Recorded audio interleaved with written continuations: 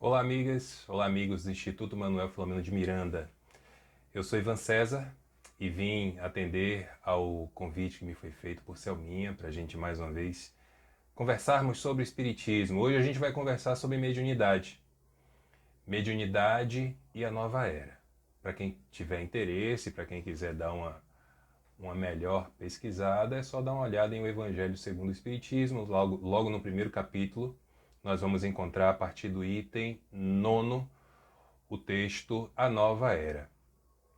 E em relação à mediunidade, é só analisar, eu diria, toda a codificação espírita e vamos encontrar tudo o que precisamos saber sobre mediunidade. A proposta aqui é fazermos uma análise, né, sobre a forma como a mediunidade pode, a prática da mediunidade, o saber da mediunidade, ela pode nos levar a vivenciar de forma íntima e mais tarde de forma exterior essa nova era que se fala há tanto tempo e que talvez a gente não tenha compreendido ainda que a nova era ela não deve ser tratada no singular, ela deve ser tratada no plural, as novas eras, porque são ciclos de mudanças que ocorrem de tempos em tempos. Como o texto aqui, por exemplo, de O Evangelho começa falando. Aliás, o item 9 é escrito pelo um espírito israelita, o item 10 é escrito por Fenelon, e o item 11, se minha memória não estiver me traindo, é escrito por Simeão, onde ele aborda muito mais a vida de Santo Agostinho. Mas o texto começa nos falando a respeito da importância da ideia do Deus único.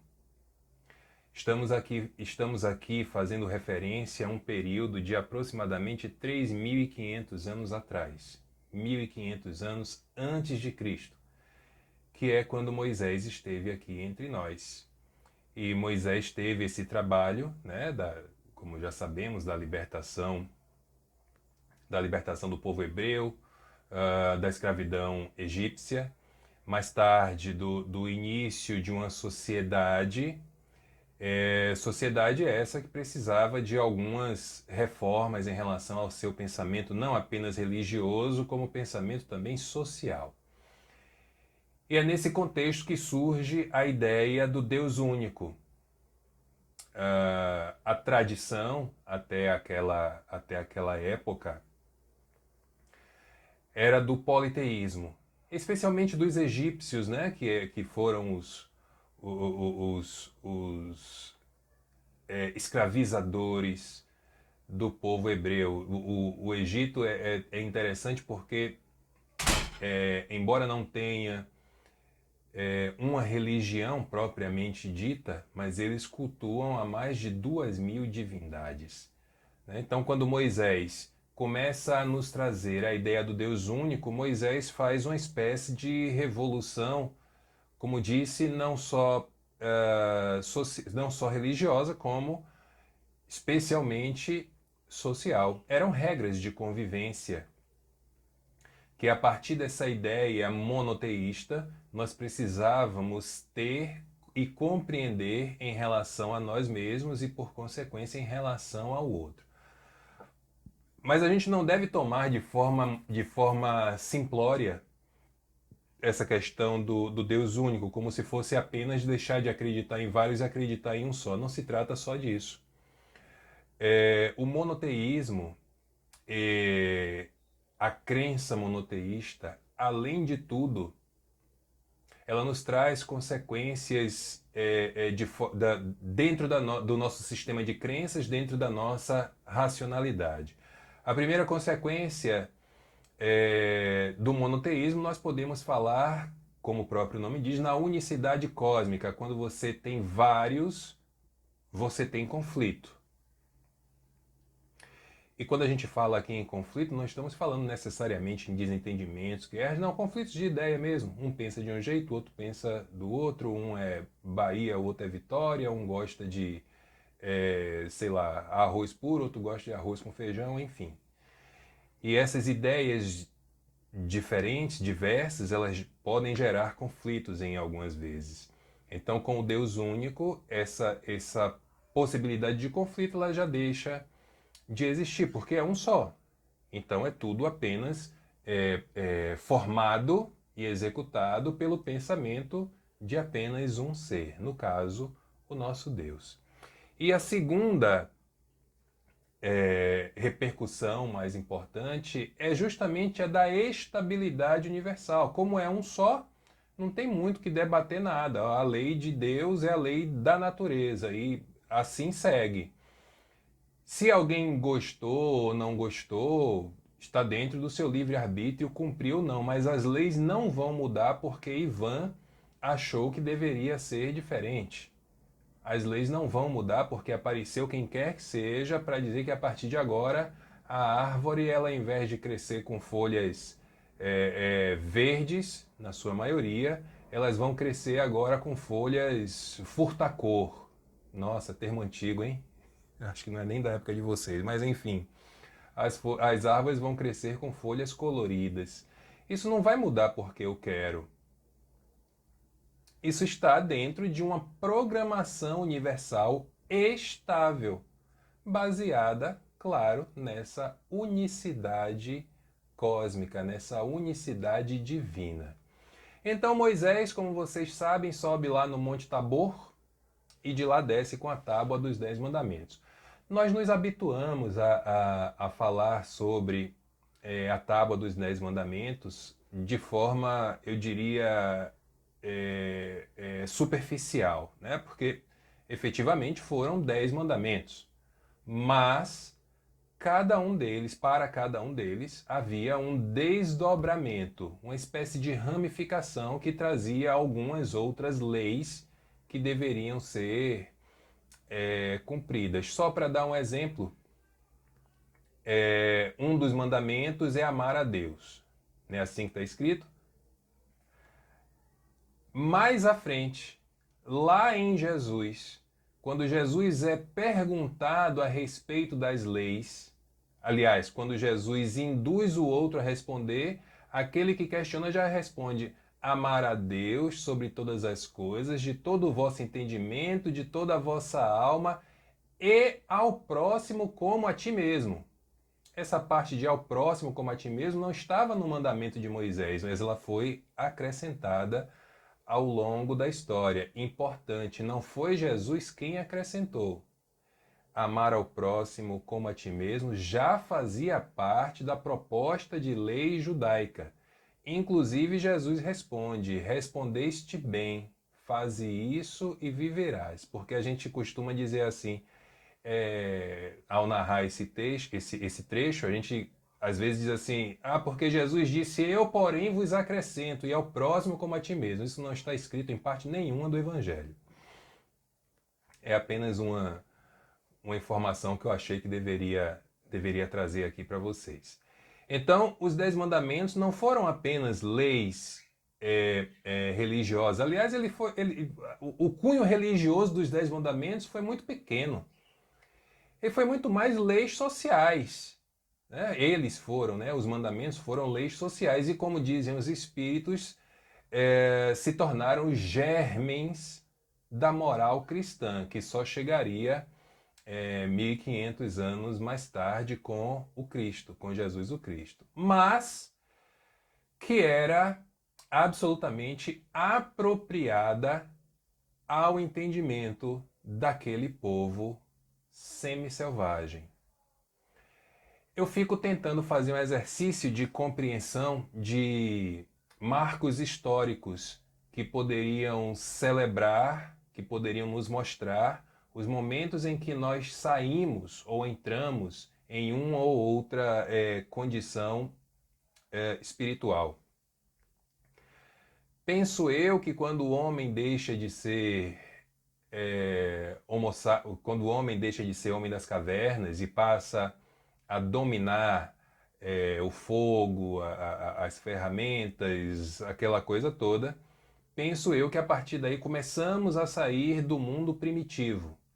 quando chegamos lá em Moisés, a terra, eu diria que já estava muito mais para provas e expiações, já naquela época, do que para primitivo. Mas como havia ali uma espécie de fronteira não muito bem demarcada, nós meio que convivíamos todos juntos, né? Os primitivos, os habitantes do mundo primitivo, com os novos habitantes já do mundo de provas e expiações. O que está acontecendo exatamente nesse momento, inclusive, né? Quando nós estamos passando para um planeta de regeneração e alguns de nós já somos pessoas capazes de estarmos no mundo de regeneração, enquanto outros permanecerão no mundo de provas e expiações. Isso, inclusive, está descrito em A Gênese, na forma como a substituição se dará.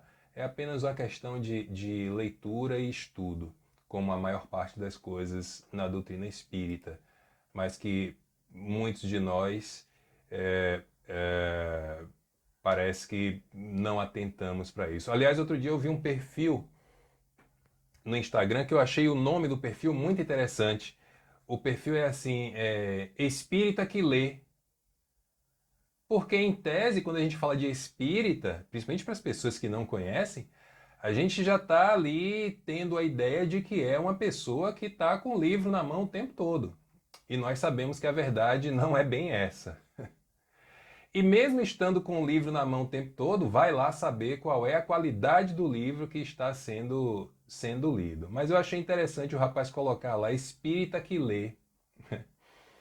Da mesma forma como eu coloco no meu, na bio do meu Instagram, né? Espírita de fé racional. Oxente, vamos, mas todo espírita não tem fé racional?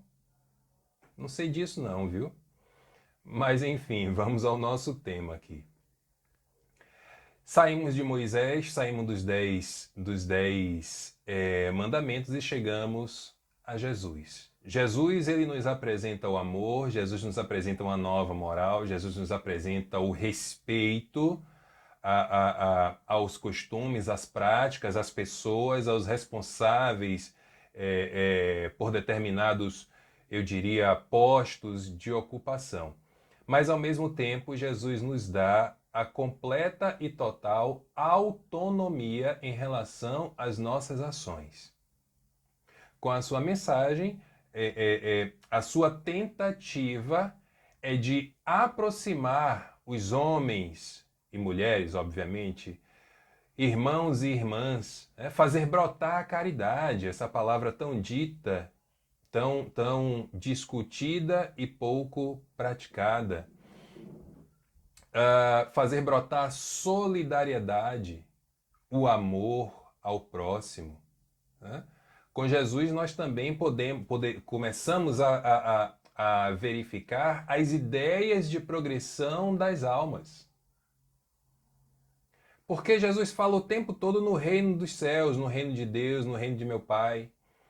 E ele dá as orientações de como chegar nesse reino. Aliás, diz ele, a sua missão é implantar o reino dos céus na terra. E eu agora vou falar uma frase que muitos espíritas se incomodam com essa constatação. Incômodo esse, creio eu, falei agora há pouco do espírita que lê, incômodo esse, creio eu, por falta de leitura ou por falta de compreensão do que está escrito. Porque nesse mesmo capítulo, a nova era, repito, capítulo 1 de O Evangelho segundo o Espiritismo, aqui eu já estou falando do item 10. O espírito Fenelon, ele é taxativo em afirmar que Jesus, na tentativa de implantar o reino dos céus na terra, ele falha. E isso é importante estarmos atentos, porque quando Karl Marx, ele diz assim, a religião é o ópio do povo, às vezes a gente torce o nariz, né? Como se fôssemos nós religiosos, fazendo uma análise muito superficial dessa frase, os chamados cordeirinhos que fazem apenas aquilo que o pastor manda. Ópio no sentido de entorpecer, entorpecimento. Então, ao invés da gente se chatear, ao invés da gente torcer o nariz, por constatar que Jesus, infelizmente, por conta das nossas ações, não conseguiu implantar o reino dos céus na terra, ou algum de vocês está no reino dos céus agora, né? Aliás, nós estamos em um período fantástico da nossa história. Daqui a poucos dias, nós estaremos completando 2 anos de pandemia, aqui no nosso país, né? Porque na China, por exemplo, eles já em dezembro já completaram 2 anos. 2 anos de pandemia, com quase 700 mil mortos aqui no nosso país, com muitas pessoas que perderam emprego, muitas pessoas que voltaram para a miséria, muitas pessoas que nesse instante, enquanto eu faço essa gravação aqui, está pensando no que é que vai comer amanhã. Pessoas que perderam entes queridos. Perdas, perdas, perdas, perdas, foi tudo que tivemos, nós, assalariados, nesses últimos 2 anos. E aí, como prêmio, por termos sobrevivido a esses 2 anos, o que é que a gente ganha? Uma guerra. Onde as relações comerciais muito bem amarradas entre países europeus, asiáticos, americanos, enfim, países de todo o globo, faz com que, por exemplo, o preço do petróleo e de outros itens comerciais aumente por conta da guerra, e a gente aqui, que entre aspas não tem nada a ver com o que está acontecendo lá entre Rússia e Ucrânia, a gente pague o pato, pagando R$ 7 um litro da gasolina, mais de R$ 100 em um botijão de gás, e por aí vai. Esse é o momento que estamos vivendo. Isso seria o reino dos céus? Não sei que céu é esse não, mas, enfim. O fato de Jesus não ter conseguido implantar o reino dos céus aqui na terra, quando por aqui passou, não significa dizer que nós não possamos aceitar o desafio de dar continuidade à sua obra. Porque, convenhamos, implantar o reino dos céus entre nós, implantar a era do amor, da compreensão, da caridade, da solidariedade, é muito fácil. Basta que a gente implante em cada um de nós. Suponhamos que sejamos 10 pessoas aqui agora, eu falando, 9 assistindo. Se cada um de nós estivermos em paz, estivermos no nosso céu interior, no nosso céu íntimo, nós, 10, entre nós, não vamos entrar em conflitos. Agora imagine que isso se espalhe por toda a nossa vizinhança, pelo nosso bairro, pela nossa cidade, pelo nosso estado, pelo nosso país, pelo nosso planeta. Pronto. O reino dos céus está implantado. Tenha você ou não Jesus como modelo. Se quiserdes, poderão fazer o que eu faço e mais ainda, disse Jesus. E a gente fica numa visão muito acanhada, levando em conta apenas as questões dos milagres, dos feitos miraculosos de Jesus em relação à análise dessa frase. Então, a nossa nova era, a nova era da nossa intimidade, ela vai se dar de maneira mais importante em um momento, quando nós quisermos, na utilização do tal do livre-arbítrio.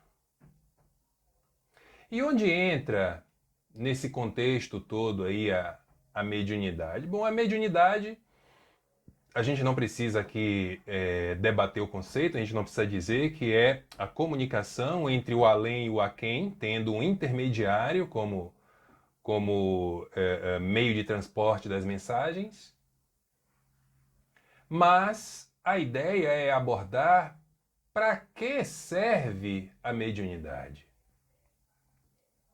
No sentido de, bom, Ivan é médium, João não é.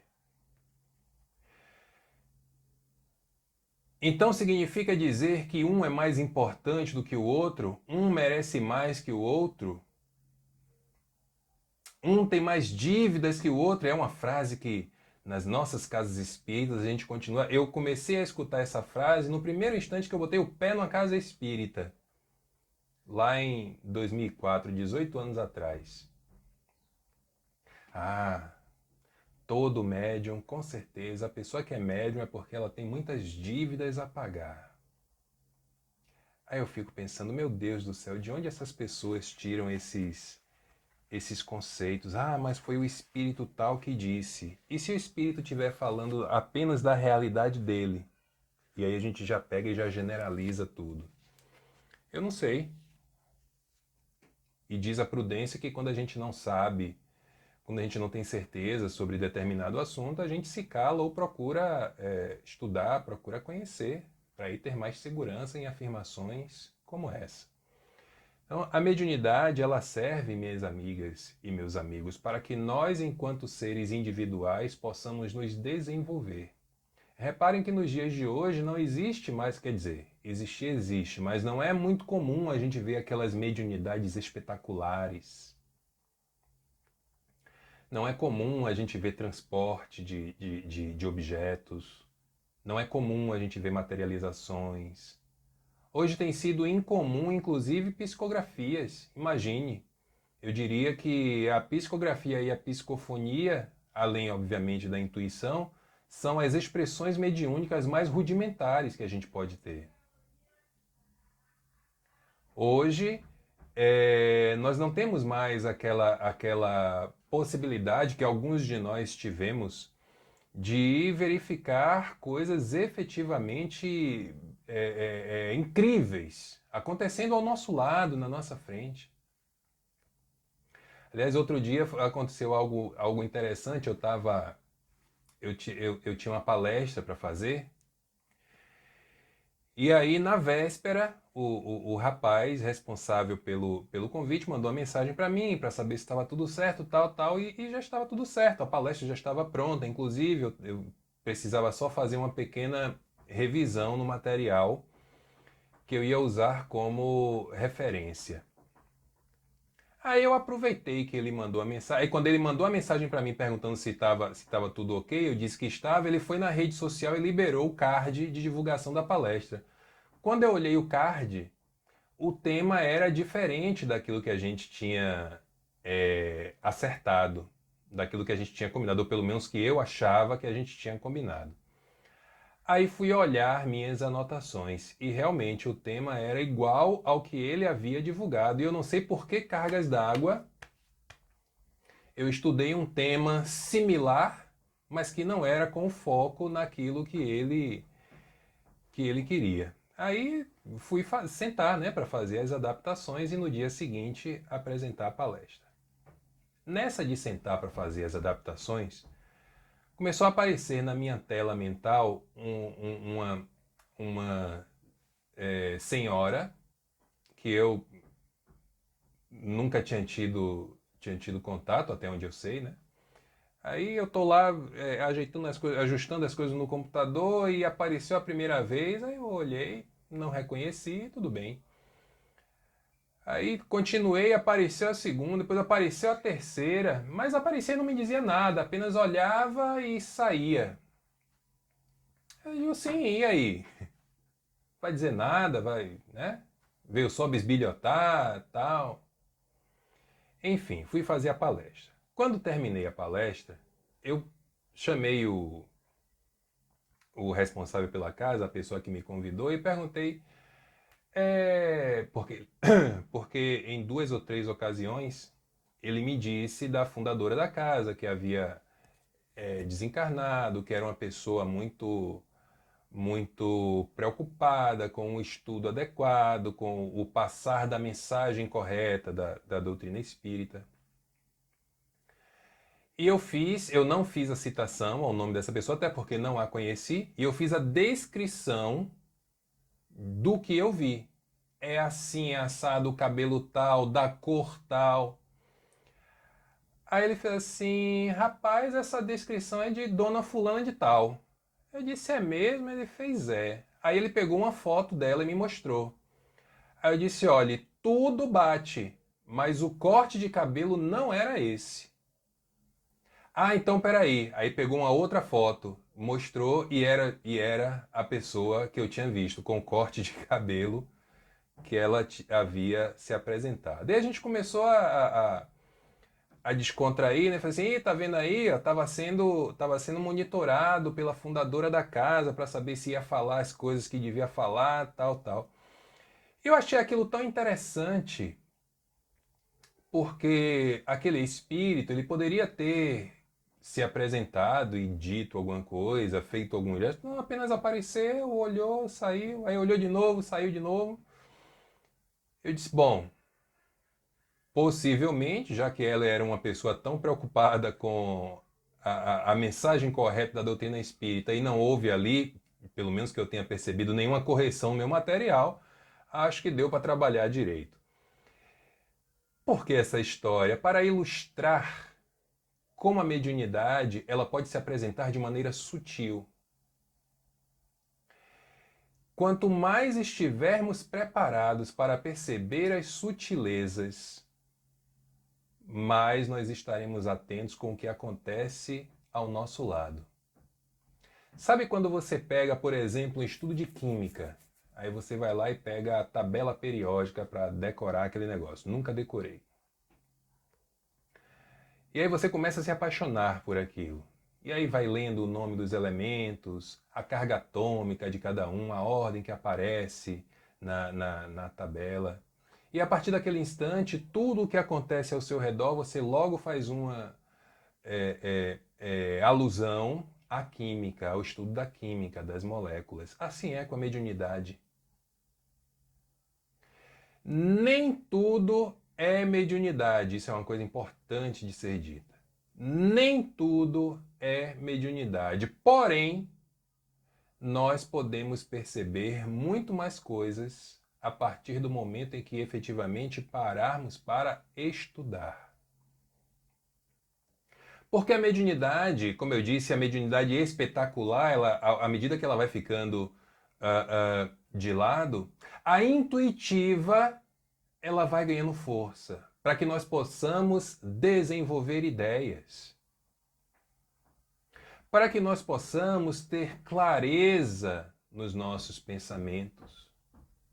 O desenvolvimento intelectual, porque em tese, quanto mais você estuda, mais você lê. Quanto mais você lê, mais você se informa.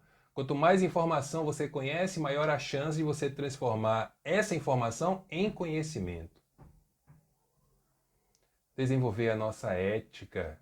Aliás, eu comentava ontem, ou foi anteontem, com um amigo que eu aprendi da maneira mais dolorosa possível que nem tudo aquilo que a gente vê ou que a gente escuta, a gente deve passar adiante. Isso vale para tudo na vida, inclusive para a mediunidade. Hoje eu digo a vocês, sem medo de equívoco, eu diria que 95% do que eu percebo, só eu sei. Não falo com ninguém, não faço insinuação a ninguém, nada. A não ser que haja efetivamente uma necessidade, como vez que outra acontece. Aí eu tenho o dever de informar sobre o assunto. Mas a partir do instante que você começa como eu posso dizer, para usar palavras mais suaves, A partir do instante que você perde o interesse no filtro social em relação àquilo que você vê, o que você escuta do mundo espiritual, aí, minhas amigas e meus amigos, nós estamos caminhando a passos largos para o despenhadeiro. Porque nós precisamos ter, antes e acima de qualquer coisa, respeito por quem está do outro lado, por nós que estamos aqui, pelo médium que está aqui, pela pessoa que também está aqui, que vai ver ou escutar o que você tem a trazer. Eu aprendi muito cedo, porque eu vi uma pessoa efetivamente quase que desfalecer na minha frente por uma notícia que eu dei, que no final das contas se mostrou verdadeira. Mas eu não tinha o direito de trazer aquela mensagem. Então aquilo foi um aprendizado muito importante para mim. Lá eu estava iniciando no curso básico de Espiritismo. Como eu disse, já são 18 anos de doutrina espírita para mim. E de lá para cá, nunca mais eu transmiti, melhor dizendo, qualquer mensagem que não fosse absolutamente necessária. E de uma forma atenuada, muitas vezes, para não causar grandes impactos.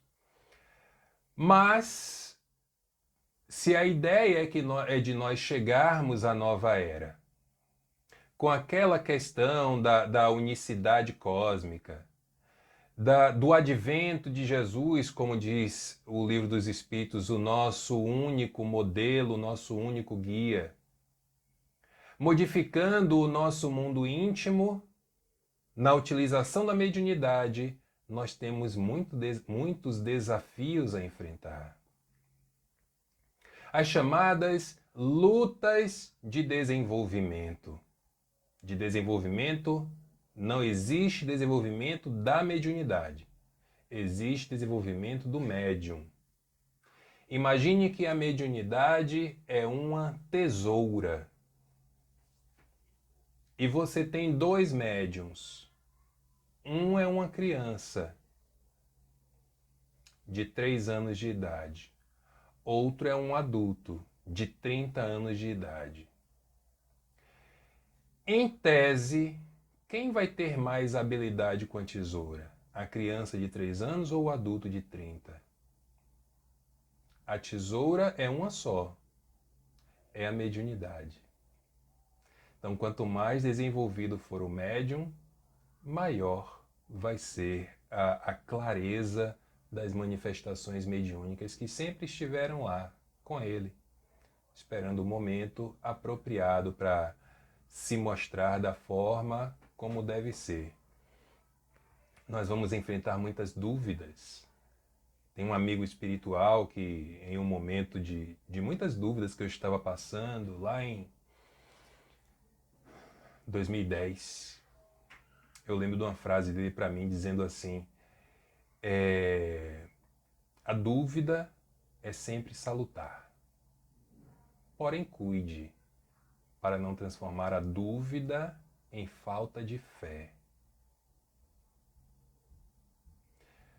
Quantos de vocês que estão aí do outro lado, após trabalhar numa reunião mediúnica, não sai coçando a cabeça, tentando ter certeza se aquela manifestação foi mesmo de um espírito desencarnado, se teve uma mescla ali do desencarnado com você, médium encarnado, encarnada, ou se não foi apenas sua a chamada manifestação puramente anímica. Cuidado com o termo animismo.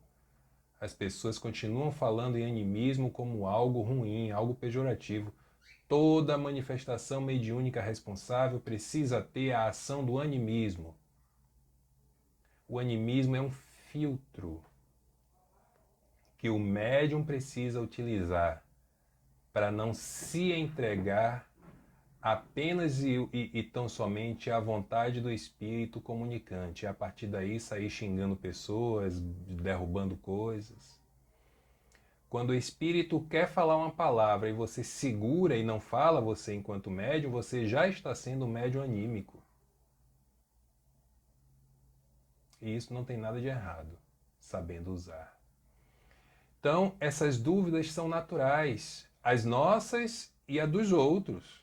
Eu lembro de uma vez alguém, após a manifestação de um espírito, ele disse o nome, na verdade ele não disse o nome dele, ele disse a equipe espiritual a qual ele fazia parte. Aí quando encerrou uma reunião, a reunião, uma das médiums chegou para mim e falou assim: não, Ivan, um espírito desse, ele jamais se comunicaria por você. Não é porque você não possa, não, mas é porque ele tem um trabalho assim, assado, tal, tal, tal. Eu novo aquela época, né, iniciante, não respondi nada, também não tinha nem por que responder nada. Mas aí depois o tempo, que é o Senhor, que é o Senhor das soluções, o tempo se incumbiu de trazer a resposta que eu não precisava, mas ao que parece a pessoa precisava. Nós vamos sofrer acusações. Vamos muitas vezes sair como idólatras, como falsários, como pessoas sem sentimentos. Vamos ser acusados de tudo que é coisa. Eu sugiro que quando acabarem de assistir, vocês procurem na internet um poema escrito por Augusto dos Anjos, que se chama Versos Íntimos. Uma frase desse poema, ela é muito famosa entre nós, eu tenho certeza que todos e todas vocês aí já ouviram.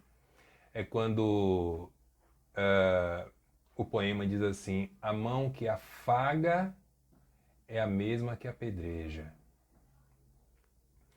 Então você, médium, no mesmo instante praticamente em que você estará sendo, entre aspas, aplaudido, não que essa deva ser a nossa busca, também estará sendo apedrejado.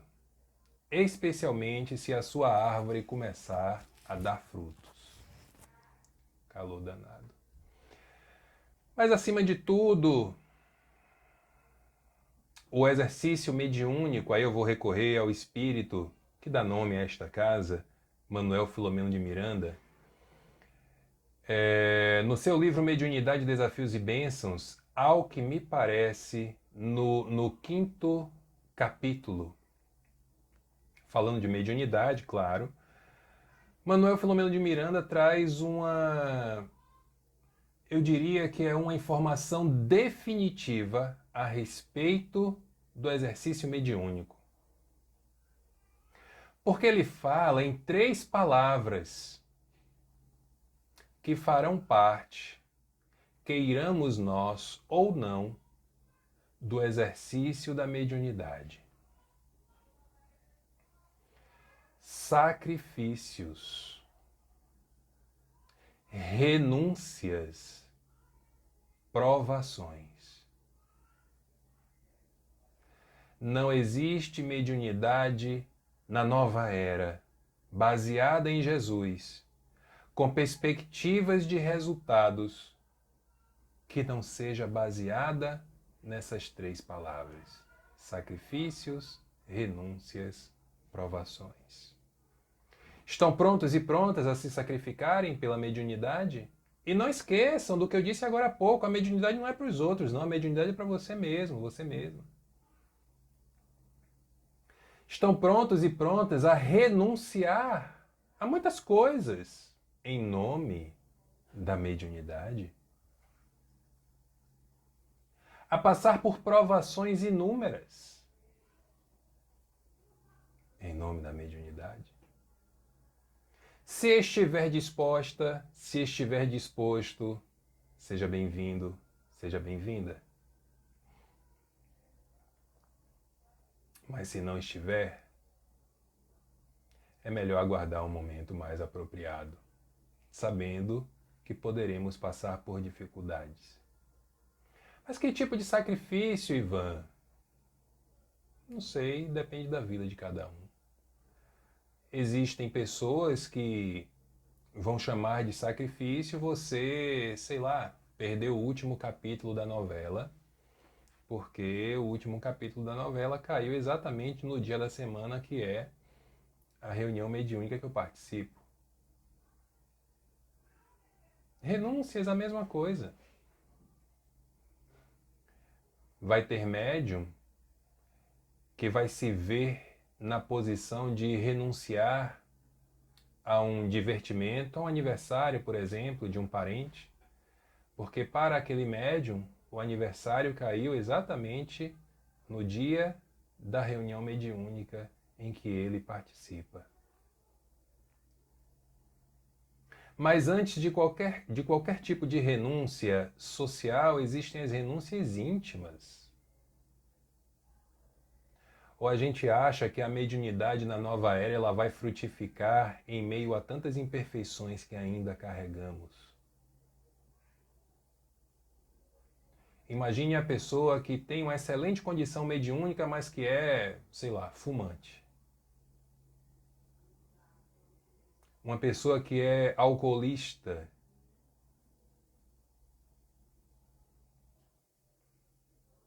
Será que os frutos desse exercício mediúnico eles serão frutos efetivamente viçosos, bem formados?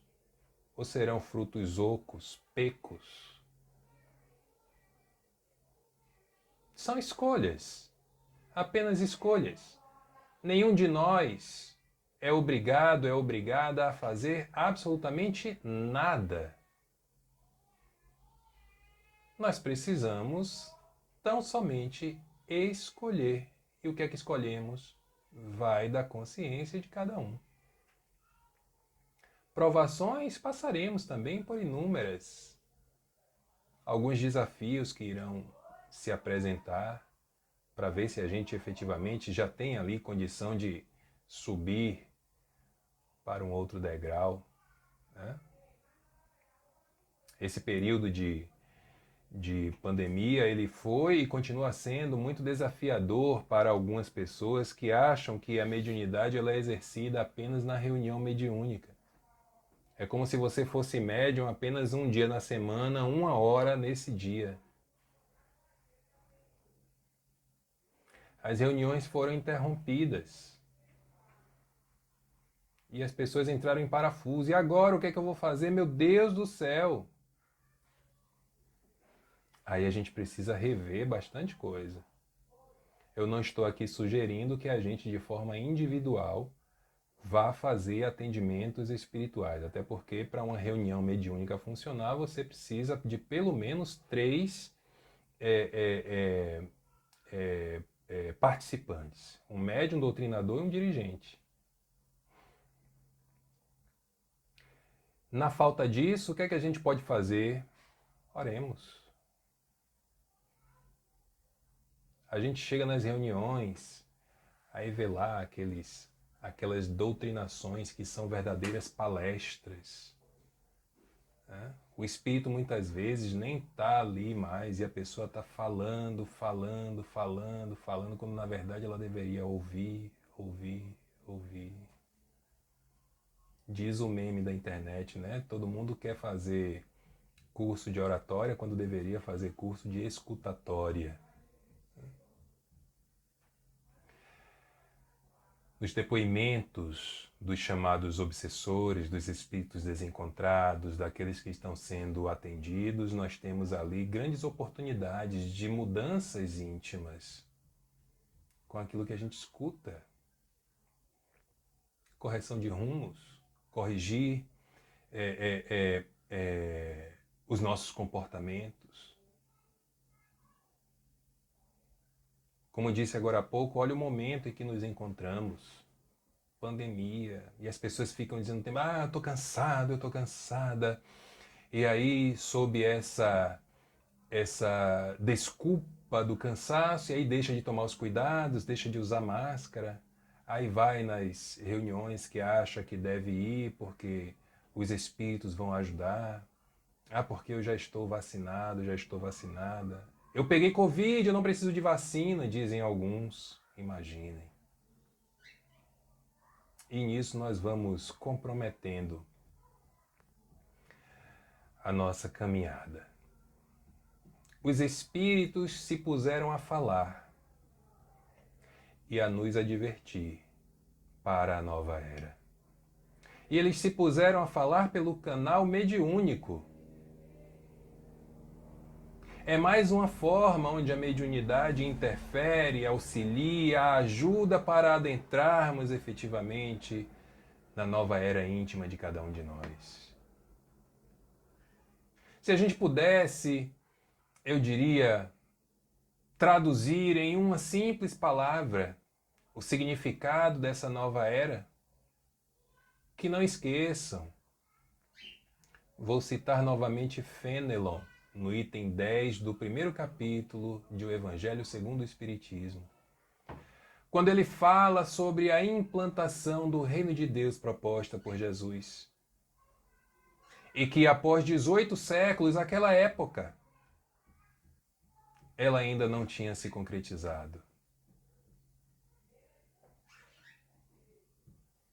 O que é que nós poderemos, o que é que nós deveremos ou deveríamos fazer para a concretização dessa nova etapa em nossas vidas?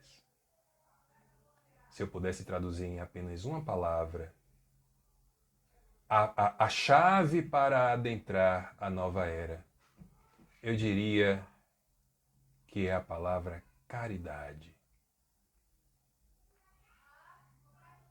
Nada diferente do que a doutrina espírita já não nos apresenta. Com aquele jargão, fora da caridade não há salvação. Como disse Chico, né? Ainda bem que Kardec disse que fora da caridade não há salvação. Porque se ele houvesse dito que fora do espiritismo não há salvação, eu não seria espírita. Eu concordo, Chico, eu também não seria. É a caridade. Nas suas formas de ser apresentada, de ser trabalhada, de ser traduzida, de ser ofertada. Nesses momentos difíceis que todos nós estamos vivendo, já pararam para pensar que existem pessoas que ficaram presas, entre aspas, não vou tirar essas aspas aqui da história, mas pessoas que ficaram presas dentro das suas casas, sem ter ninguém para conversar.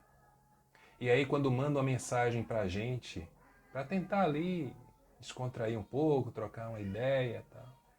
E lá vem Ivan mandando mensagem de novo. Eu não quero responder, não.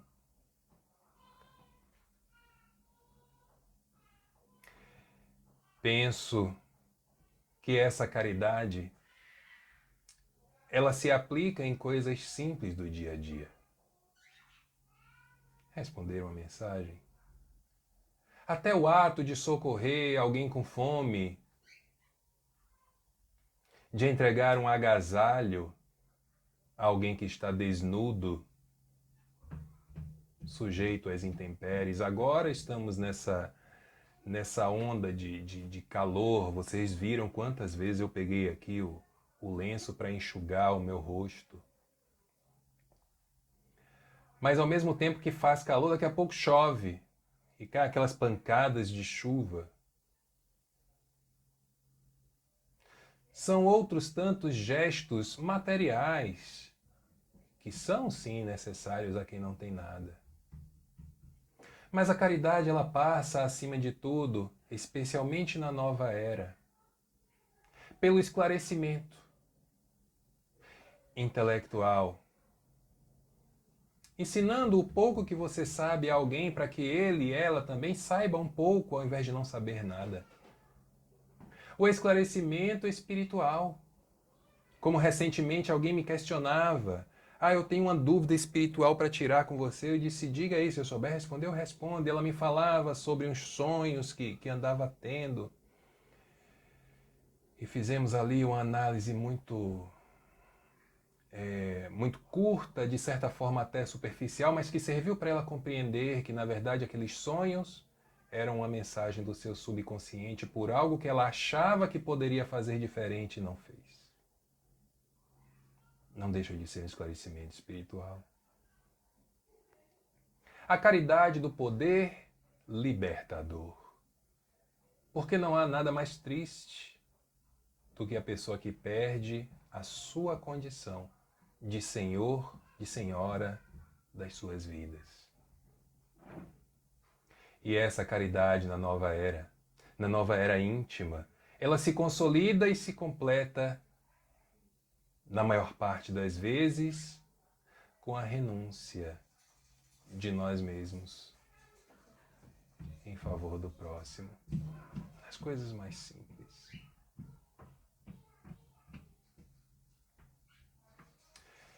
Ficam essas palavras para que nós possamos refletir dentro das possibilidades de cada um. Nós, médiuns, que recebemos da divindade este dom especial, estes dons especiais, como diz Hermínio de Miranda, a mediunidade, a diversidade dos carismas. Não para nos vangloriarmos, nem para mostrarmos a quem quer que seja como verdadeiros troféus, mas para utilizarmos, primeiro, em nosso crescimento, e logo em seguida, no crescimento daqueles que nos rodeiam.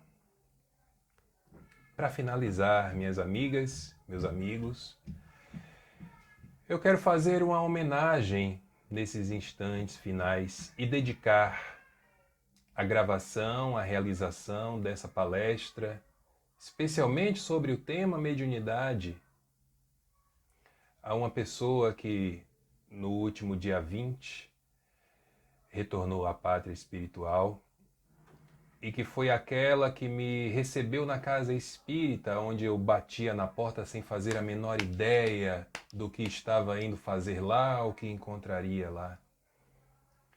A pessoa que diagnosticou a minha doença como mediunidade. A pessoa que me estimulou em todos, absolutamente todos os nossos encontros ao estudo, à pesquisa, ao questionamento. A pessoa que queria me ver presidente da casa espírita por ela dirigida por décadas. A pessoa que, entre aspas, me obrigou a fazer a minha primeira palestra, 18 de janeiro de 2009. A pessoa que me adotou como filho do coração. Angélica Santos, conhecida da velha guarda do movimento espírita baiano, uma pessoa que foi e continuará sendo muitíssimo importante na vida de muitas pessoas, assim como foi na minha, e que nos deixou para retornar à pátria espiritual há poucos dias. A você, Angélica, eu dedico esse trabalho, eu dedico o meu crescimento como ser humano e como ser humano espírita. Você é responsável por isso também. Eu me despeço, minhas amigas, meus amigos, aguardando pacientemente pela oportunidade de nos vermos de novo e trocarmos as energias que vocês tão bem me passam. Que o Senhor nos abençoe a todos. A gente se vê aí pelas redes sociais da vida. Muita paz.